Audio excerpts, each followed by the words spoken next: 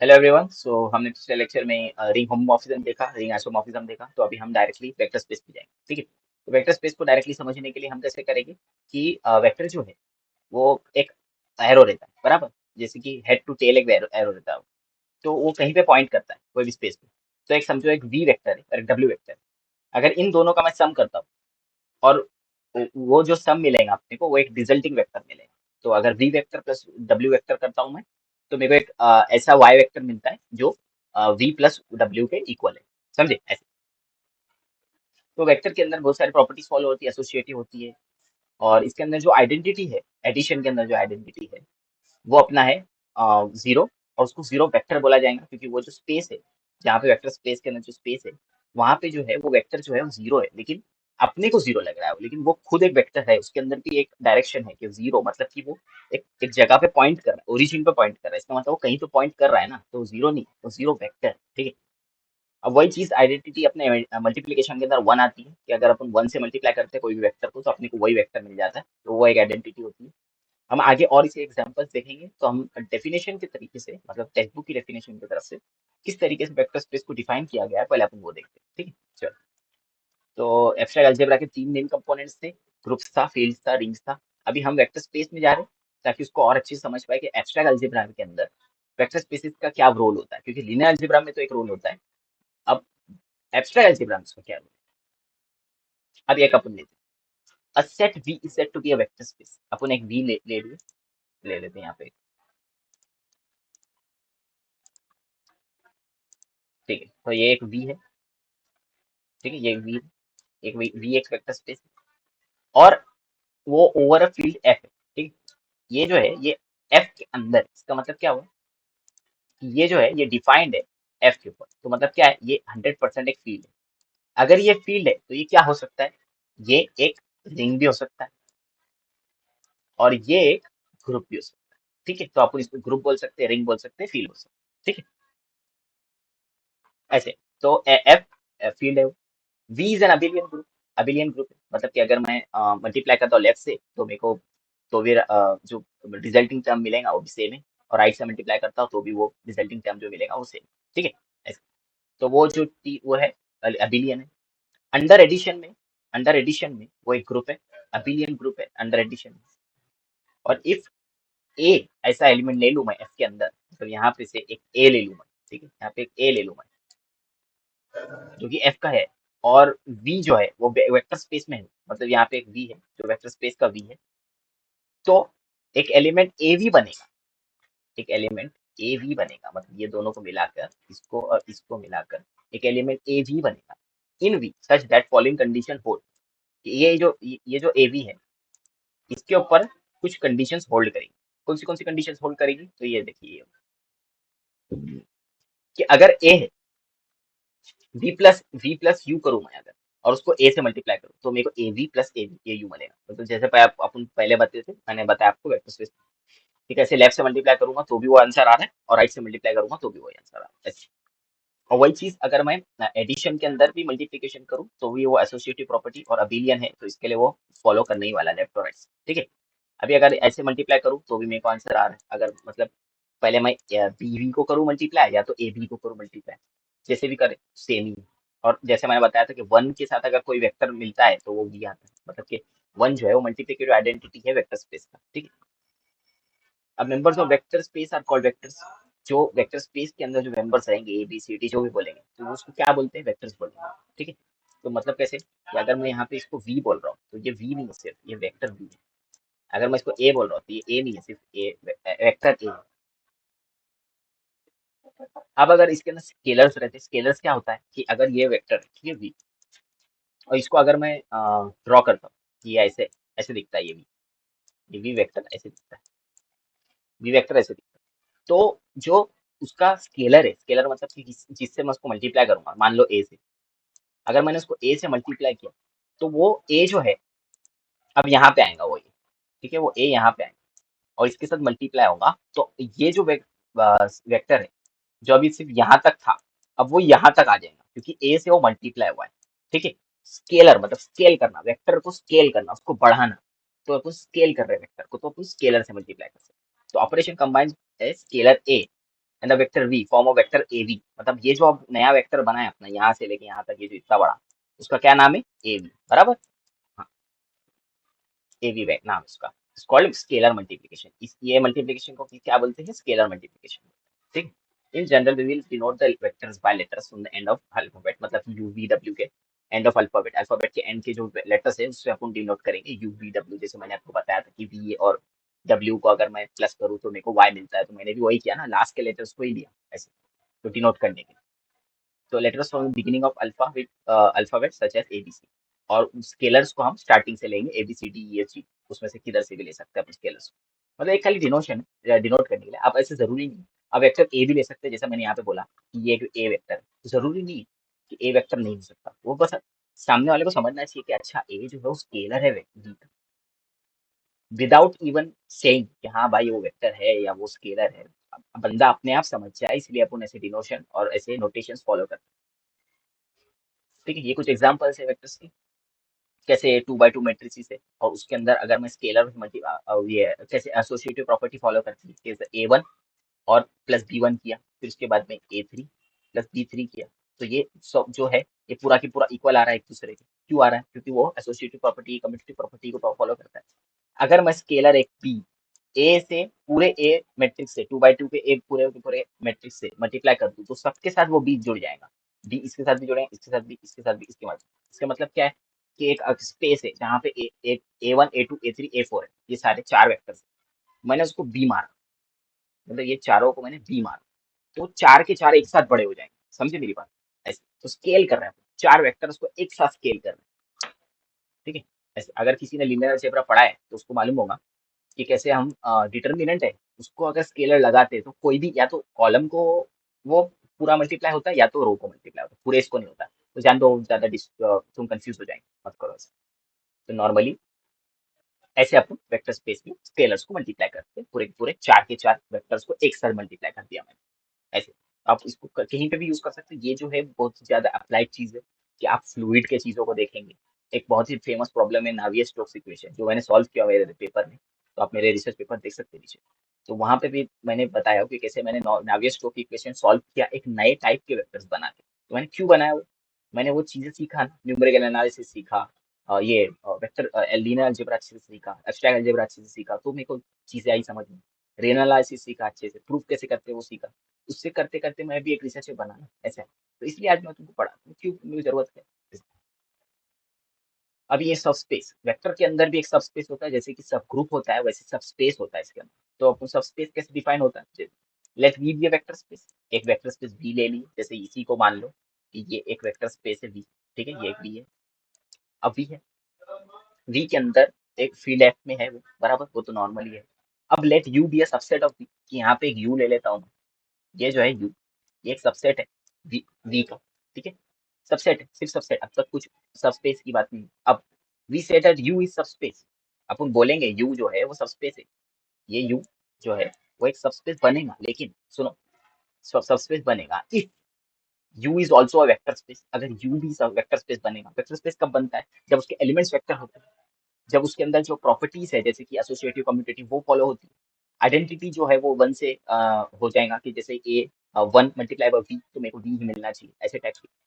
तो वो भी अगर वेक्टर स्पेस होता है तो ही over F under the operation of V, कि अगर वी के अंदर जैसे ऑपरेशन फॉलो हो रहे हैं, जैसे ये वी के अंदर जैसे ऑपरेशन फॉलो हो रहे हैं, वही सेम अगर ऑपरेशन इसके अंदर भी फॉलो होते हैं यू में, तो वी यू जो है वो सब स्पेस माना जाएगा वी का, समझे ऐसे। तो ये था सब स्पेस का बारे में, और वेक्टर स्पेस के बारे में।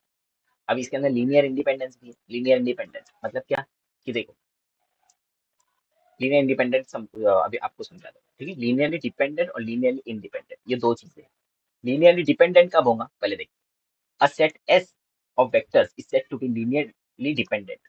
एक सेट है जिस एस जो वेक्टर है, वेक्टर है उसके अंदर सब, एक सेट लेते हैं अपन एस, ये समझो एस, इसके अंदर क्या है, सब वेक्टर है, A vector, W vector, V vector, ठीक है, ये सब वेक्टर है इसके अंदर।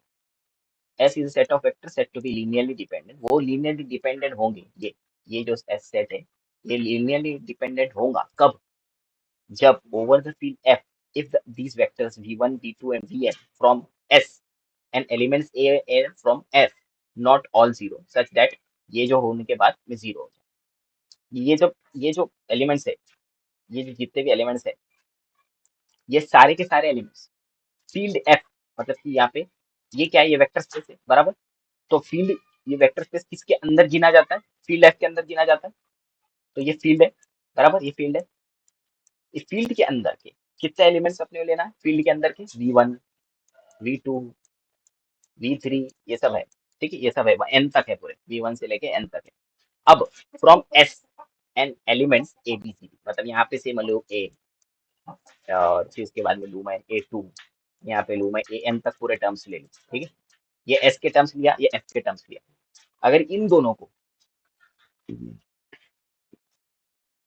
और f के टर्म्स लिया, s के टर्म्स लिया, जो कि नॉन जीरो है, ये लोग जीरो नहीं रहना चाहिए, और इनको मल्टीप्लाई करने के बाद a1 को b से, मतलब इसको मैं इससे मल्टीप्लाई, कलर कलर कलर, ठीक है, ये a1 को मैं अगर b से करूँ, a2 को मैं v2 से करूँ, और an को मैं vn से करूँ, ये अगर मैं मल्टीप्लाई करता हूँ और मेरे को अगर रिजल्टिंग टर्म जो मिलता है वो जीरो मिलता है, तो वो a set of vectors that is not in, तो वो क्या बनेगा, लीनियरली डिपेंडेंट बनेगा। अब लीनियरली इंडिपेंडेंट कब बनेगा, कि अगर a set of vectors that is not linearly dependent over F is called, मतलब कि अगर इनके बाद में ये सब जो ऑपरेशंस मैंने किया हो, ठीक है, दूसरा कलर लेते हैं अपन, ये पूरा जो ऑपरेशन जो मैंने किया हो, ये ठीक है, ये जो मैंने पूरा ऑपरेशन किया हो, अगर ये ऑपरेशन करने के बाद में मेरे को रिजल्टिंग टर्म जो है वो जीरो नहीं मिलता है, एफ के टर्म्स को लूंगा, एफ के टर्म्स को लूंगा, एफ के टर्म्स को लूंगा और उनको मल्टीप्लाई करूंगा और मेरे को जीरो आंसर नहीं मिल रहा, इसका मतलब क्या है कि वो लीनियरली इंडिपेंडेंट है, ठीक है, लीनियरली इंडिपेंडेंट है। ये देखो यहाँ पे लिखा है, a set of vectors that is not linear dependent, मतलब कि ये कंडीशन लीनियरली डिपेंडेंट की है।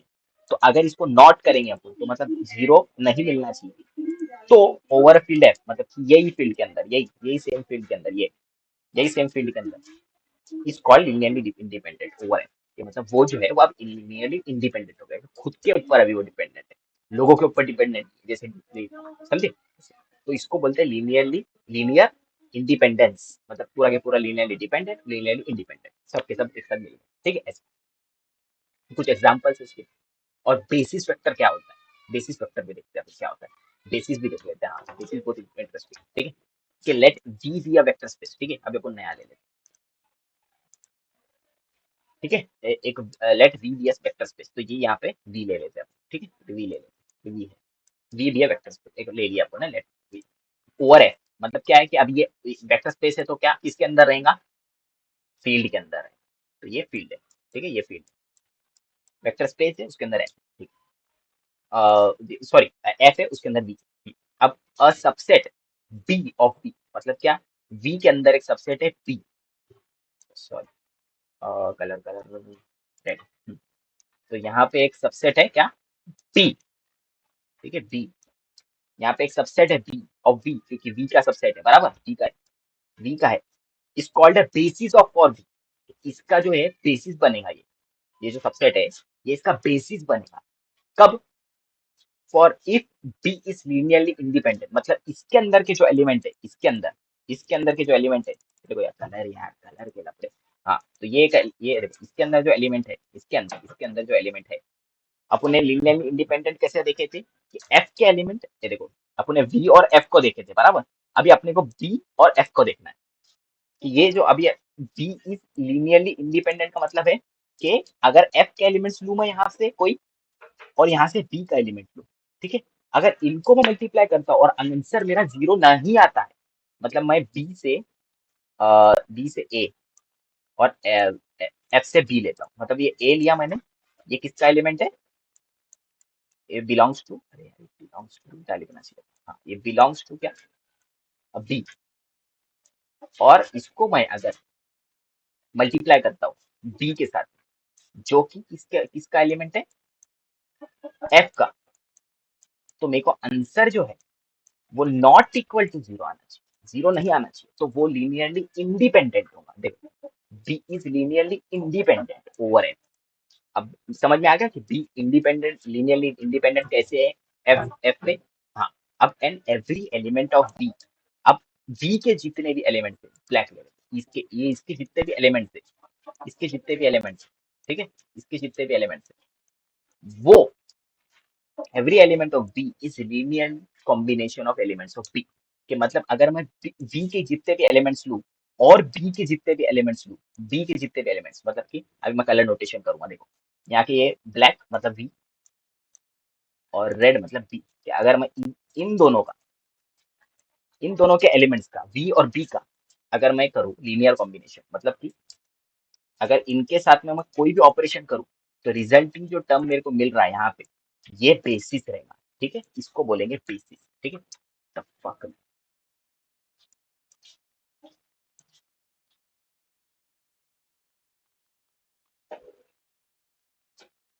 हाँ, ये अपना वेक्टर स्पेस था, उसके अंदर अपन बेसिस कर रहे हैं, तो क्या होगा ये सब स्पेसेस और ये बेसिस, ठीक है। बेसिस कब बनेगा? Linear combination of elements of B, इसके अपन करेंगे तो ये क्या बेसिस बनेगा। इसके अंदर ये जो मिलेगा मेरे को, ये टर्म मिलने वाला है, ये क्या मिलने वाला है, ये बेसिस टर्म मिलेगा, ये क्या बनेगा वेक्टर्स का बेसिस बनेगा, ये वेक्टर स्पेस के अंदर बेसिस बोले तो क्या, तो ये, ठीक है। समझे तो मेरी बात को, क्या हो रहा है यहाँ पे, अपन ने पहले लिए एफ का एलिमेंट, फिर लिए बी का एलिमेंट, देखे उन लोग को, ठीक है, मुझे वो नहीं हो रहे, ठीक है चलो लीनियर, अब बी जो है क्या बन गया, लीनियरली इंडिपेंडेंट बना, ठीक है, ये बन गया। अब अपन क्या हुआ कि अब अपन हमेशा के लिए बोल सकते हैं कि एफ के अंदर जो बी है और वी के अंदर जो बी है, वो दोनों के एलिमेंट वी और बी के एलिमेंट को अगर मैं लीनियर कॉम्बिनेशन में लिखता हूँ तो मेरे को जो आंसर मिलेगा वो जो रहेगा वो मेरा बेसिस है। समझे मेरी बात? ये हो गया बेसिस, ये हो गया बेसिस। अब इसके थोड़े कुछ एग्जांपल्स हैं जो आपको और अच्छे से समझाएंगे कि कैसे असली में कैसे बेसिस बनेगा, बराबर। इसके कुछ थ्योरम्स भी है, इनवेरियंस और बेसिस के इनवेरियंस कैसे आता है, और डायमेंशन भी, वेक्टर का डायमेंशन, ये भी बता देता हूँ, ये भी बता देता हूँ।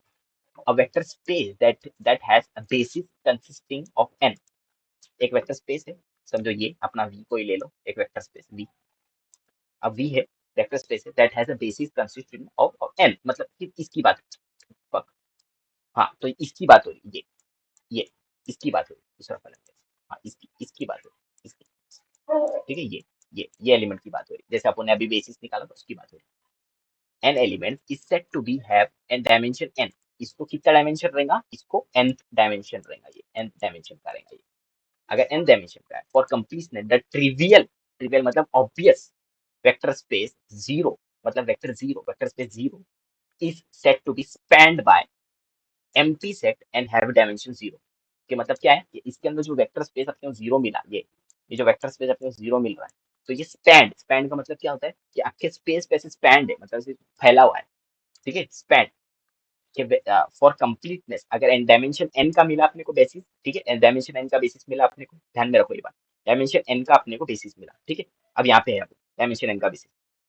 अब इसके कंप्लीटनेस के लिए जो ट्रिवियल मतलब ऑब्वियस सी बात है कि ये जो एलिमेंट है, अगर इसका जीरो मिलता है अपने को वेक्टर स्पेस में, जीरो जीरो मिलता है वेक्टर स्पेस में अपने को जीरो सेट मिलता है, is said to be spanned by empty set, अगर एम्प्टी सेट के अंदर ये स्पैन्ड है तो उसका डायमेंशन कितना रहेगा, जीरो रहेगा। अगर जीरो है उसका डायमेंशन क्या, जीरो है, यही बोल रहा है डायमेंशन के बारे में, ठीक है। तो वैसे ही अगर एन है तो एन डायमेंशन रहेगा, वही बोल रहा है कि एन एलिमेंट है एन डायमेंशन रहेंगे, जीरो है जीरो डायमेंशन रहेगा ऐसे। तो ये हो गया अपना वेक्टर स्पेस। अभी अपन डायरेक्ट डायरेक्ट स्पेशल टॉपिक्स करेंगे, ठीक है, ये नहीं करने वाले अपन। अब इसका बाद में जो है ना वो नहीं करेंगे, एक्सटेंशन ऑफ फील्ड्स वगैरह ये नहीं करेंगे। अगर आपको चाहिए तो रिक्वेस्ट डाल देने का, मैं डाल बना दूंगा इसके ऊपर भी एक्सटेंशन ऑफ फील्ड वगैरह, ठीक है, ये भी ओपन बना देंगे, कर देंगे, ठीक है चलो। मिलते हैं फिर बाद में, हमको साइलोस थ्योरम वगैरह वो सब बताना है। तो देखते हैं अपन कौन से टॉपिक कर दें, मैं यही वीडियो के अंदर बता देता हूँ आपको कि कौन से टॉपिक अपन करने वाले हैं, ठीक है। तो अपना ये सब हो चुका है, इंटीग्रल डोमेन वगैरह, ideal factors, ring homomorphism, polynomial नहीं पढ़े अपन ने, फैक्टराइजेशन नहीं पढ़े, डिविजिबिलिटी नहीं पढ़े, वेक्टर स्पेस कर लिए, पूरा कर लिया, ठीक है। अभी अपन डायरेक्ट स्पेशल टॉपिक पे जाएंगे, तो साइलो थ्योरम करना है अपने को अभी, फाइनाइट सिंपल ग्रुप्स करना है, और फिर उसके बाद में डायरेक्टली कैलिस डायग्राम देखते हैं, वो भी करेंगे, नहीं तो नहीं करेंगे, ठीक है। और ये करना है कैलियस थ्योरी और साइलोस थ्योरम तो 100% आ रहा है, और बाकी का मैं नहीं मालूम। अगर तुमको चाहिए तो इसमें से कोई टॉपिक है तो मेरे को बता देना कि 33 चैप्टर पढ़ा दो सर, या कुछ भी बता बता दो तो मैं बता दूँ, ठीक है चलो, मिलो फिर बाद में।